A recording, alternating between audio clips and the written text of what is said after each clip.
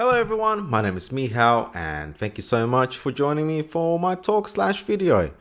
I hope you're going to have a good time. I hope that you get to pick up maybe a thing or two, perhaps learn something, and at least I hope that by the end of this video you're not going to think to yourself, well, that was a total waste of time.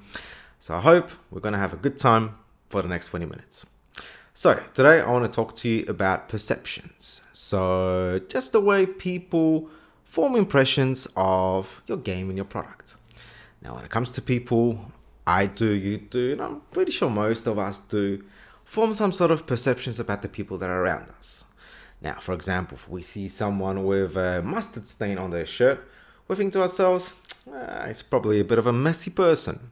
Same thing can be said about our video games. So the things that we say, the things that we communicate through the way we talk and through the things that we write, can form perceptions in people's minds about what sort of a game it is.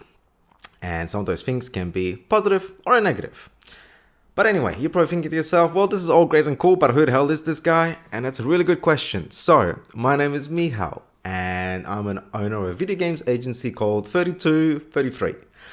Now, I've been marketing games for over 8 years, from big AAAs all the way to indies. Now, I started my career in video games all those years ago for a company called Techland, and I was the social media and community manager on Dying Light and Dying Light the following. But after a couple of years, I decided to do something of my own, and that's how 3233 came to life.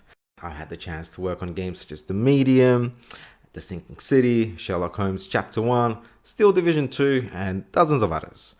And every game that I help to promote and help to market, I always end up learning something about it. I always end up picking up a little thing or two along the way. Now today I just want to share with you a couple of things, especially that deal with how people perceive your game, and I hope that will be useful to you and you can put it in your marketing arsenal. But before I go any further, I need to give you a huge disclaimer. So first up, these are just my own thoughts and my opinions. I can actually be wrong. If you think I'm wrong, that's fine. But I hope that these few tips might get your brain cells percolating and you think to yourself, actually, maybe he's got something in there. So, just a little disclaimer.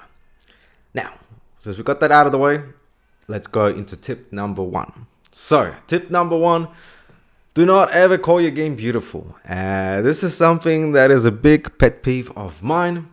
People should come to that conclusion themselves. They should come to this conclusion by looking at your screenshots, by looking at your trailer. They should be looking at it and going, wow, this is beautiful.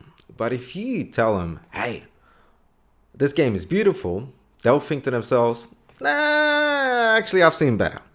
So don't tell them directly. Use other words. Use things like Dali-esque inspired graphics, gritty and dark graphics, use other descriptors than beautiful. And just think about it this way. Say you're single and you're looking to find your love, and you come across a profile like this guy here, and he says, I am beautiful. Now, what do you think to yourself? Oh, you're probably thinking to yourself, I've seen better. You're probably thinking to yourself, you're not that beautiful. And you might even think to yourself, well, this guy, he is shallow as hell.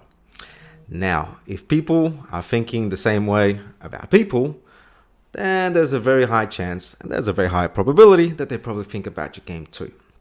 So, try to use different words. And there's a couple of other words or descriptors that I do not like using. Please, if you can, do not use the word fun. I mean, a game should be fun. That is the essence of a video game. It's like going to a restaurant and saying, hey, we'll serve you a tasty meal. Like, don't go to a restaurant for a shit meal. So it's the same with video games. The other thing that is a bit of a pet peeve of mine is next level.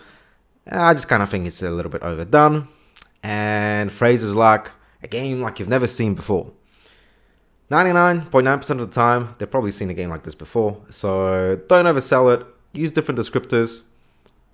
Be, I guess, a little bit more creative with the way you talk. So, tip number 2, people relate to names, not descriptors. Now, the one thing that I've learned over the years as being a human being is that if If you're a stranger and no one knows you, you're easier to ignore. Now, if you're walking down the street and you see some random person, you can always ignore them. You can just walk on past them. But as soon as you know that random person is Jim or Bev, well, you kind of have to at least, say hello to him or wave. And that's because people relate to names. Something that becomes, once you hear a name, it becomes familiar. It feels like you kind of know it even before you met it. So you can apply the same thinking to your games. And when you communicate and when you talk about the game that you're working on, use the names of characters that are inside your game, Here is John, the assassin. It's a lot more familiar than the assassin. And same with the names of locations or the world or places, shops, restaurants. People like this sort of familiarity. Same thing can be applied to guns, cars, tractors, anything that's got a name, use that name. And here's a little example that I want to show you. Take a look at this. So we've got two phrases here. Welcome to Pine Grove versus welcome to our city. Now, which one of these makes you feel more at home? Which one of these makes you feel more familiar with what you're reading and what you're seeing? Personally, could be just me, I kind of relate more to Pine Grove. It's like, oh, okay, that sounds kind of nice and, maybe somewhere out in the woods. It kind of draws images inside your head. But if you go, welcome to our city, it's like, could be anything, So I love names. Now, the thing is, if you're working on a narrative game, using names of people, places, etc. is even more important. Now, there's these really smart people at this organization called Quantic Foundry. And what they did is they've actually found reasons why people play games. So there's all these different types of players out there who play video games for many different reasons. Now, the people that do play narrative-driven games, the reason why they play them is so they can get lost in a different world and they can become someone else. So, if you are working on this narrative-driven game, let those people get lost in your world even before they play it. Through your marketing, let them get into it, let them experience it and get to know it. And by the time your game is out, it'll be a lot easier for them to go, okay, I know what this is about. I know the game. You know what? Let me purchase it and let me finalize the story that I've already built in my head. So that will be really helpful. I highly suggest you do it. It's going to be a good thing. Trust me. Now, point number 3. Make the player the central character of the words that you use in your copy. Now, words have this really cool thing about them. You can actually make people go further or closer to you just by the words that you use. Now, what I really like to do is I like to make the players the central characters in the story that I am creating through the marketing material. And the best way I can do it is by giving you an example. So, let's check one out. So, this is an example for same game, but just different slightly adjusted copies.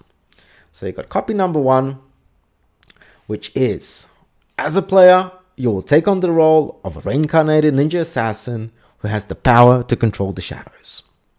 And it's pretty good, but let's try the next one. So you are a reincarnated ninja assassin who has the power to control the shadows. Now those two sentences, they both describe the same character, so the character that the player will end up playing. But personally, I feel that number 2 kind of makes me feel a little bit closer to it. I'm the ninja that's going to be doing all this crazy shit. So perhaps writing from the perspective of making the player the central character in the copy that you read, once again, you make them get a little bit closer to your product and make them feel like they are already in the world that you're building. Tip number 4. So it's better when others speak about you as opposed to just you talking about yourself. Now you're probably thinking to yourself, well, Michal, that's amazing, but how do I get others to talk about me? And that's a good question too. And you know what? There's a whole stack of videos, articles, there's a lot of those things that talk about how you can get your game out into the world.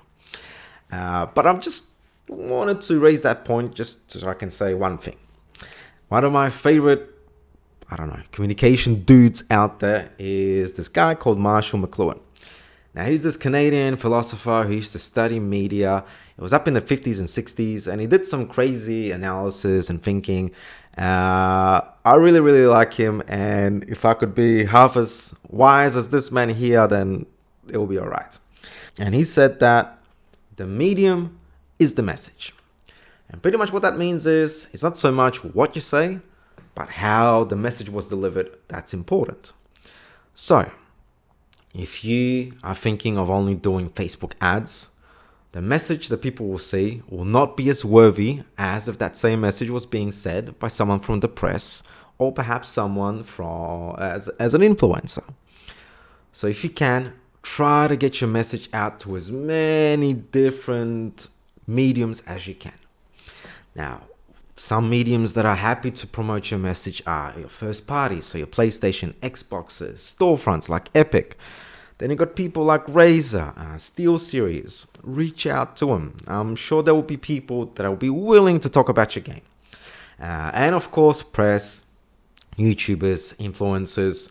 You don't need the world's most highest subscribed YouTuber to talk about your game. Even people that got 10, 20, 30,000 subs, they're a fantastic channel. That means there's 10,000 dedicated people who follow them instead of that huge, big subscribing YouTuber. So reach out, talk to these people, and I'm sure there's some of those will actually want to talk about your game. Tip number 5, get good copy full of sound bites. Now, me personally, I love a good soundbite. Soundbite will make your life so much easier when it comes to helping people remember what your game is about and also what others should be saying about your game. Now, just to give you a bit of an idea, I'm going to show you 2 descriptions of the same game. And this is for a real game called Inculinati. So, let's check the first one out. Inculinati is a turn-based strategy set on pages of medieval manuscripts in which unique creatures battle for victory. Set in a fun and beautiful world, you will fight by drawing various creatures to become the ultimate champion. Now, this description here, it tells you what the game is. It's pretty much, this is what you get. And it's okay, but I guess if I took the slide away, it will be harder for you to remember what it is that the game does. So what we can do is we can spruce it up a little bit, give it a bit of a glitz and a little bit of glamour, and we can pop in a few sound bites just to give it a bit more pizzazz. So here's the same game, same description, but pizzazzed. Inculinati is an ink-based strategy straight from medieval manuscripts where a rabbit's bum can be deadlier than a dog's sword. Become a master of the living ink, build your own bestiary, I can never pronounce that word, defeat medieval superstars, and collect perks to unleash hidden powers. Now, I don't know about you, but I feel that number 2 has a little bit more of memorability about it. It kind of helps draw images inside people's heads, what it is that they're going to be doing. Now, we've actually published number 2, and it's out there in the real world. And we've noticed that when influencers, YouTubers, people from the press, when they actually talk about Inculinati, they are using words like medieval superstars, rabbit's bum. It's great because it helps them communicate to their audiences what the game is about, and then their audiences remember, that's the game with the rabbit's bum. So, please, if you can, do soundbite your copy. It will make a world of difference, and it will make your game just that much more memorable to the audiences that are going to be hearing about it. And finally, tip number 6. No Steam updates means a dead project. Now, me personally, I love Steam. I love Steam. Steam is sick. Steam is the best. And it's not so much because it's a good store. I love Steam because it's slowly becoming like a social network / communications channel in its own right. Now, come, I'll show you something. Here is a typical Steam store page for any game that's out there. And yep, just down below where you've got your screenshots and your trailers, you've got that developer's most favorite button of all time, add to your wish list. Just underneath that, there's this section called recent events and announcements. Now in here, this is where all your latest news that you post appears. Now, for someone that goes into a store and they see regular updates coming in, it sends them a message that, okay, this game is actually being in production. This game is actually being worked on, and these developers are communicating with people. Nice. And for me, I've placed such an importance on this that I actually create a Steam content calendar where I try to post at least once a month, one post just to give off that perception that things are constantly evolving. And some of the topics that you can use is, new screenshots, what you've been up to, a little production update from your game, or even like a little descriptor on the gameplay mechanics that you have. And of course, any trailers or any big major beats or any events that you go to, pop it on there as well. Now, for all you early access developers out there, this is super important, because the reason being, if you're in early access, your customers are a little bit different. They're kind of giving you money for a playable pre-order, I guess. So they're giving you money and they expect constant updates to be coming in.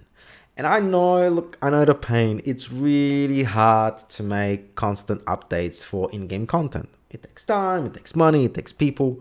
So what you can do in the meantime is actually give them written updates, written content to let them know what's happening. And trust me, if you're doing an early access game and you're already in early access, there's nothing worse than a game that had last communication 3 months ago. That's a no-no. So keep to a regular schedule. Trust me, it will help you out with creating that positive perception. It will reflect in your reviews too. Trust me. And pretty much it's just a good thing. It's an overall great thing. You will not go wrong there. Now, thank you so much for listening to my talk. I hope that you really liked this. I hope that you picked up a thing or two. And I hope that you're not thinking to yourself, damn it, I knew this was going to be a waste of time. If you have any more questions, I'm in the chat right now. So please ask me away. I'm not too sure where, but probably somewhere on the screen. And if you don't want to ask in the chat, you can also ask me outside of chat using email or Twitter. Now, it will make me a crappy marketing person if I didn't promote my YouTube channel. And so I do have a YouTube channel just like everyone else now. In my videos, I talk about marketing and other bits and pieces that I pick up when it comes to video game content marketing. So if you enjoy this sort of stuff, perhaps sign up and might pick up another thing or two as well. So thanks so much for watching, and thanks so much for joining this chat. Hope to speak to you soon, and thank you heaps. Bye-bye.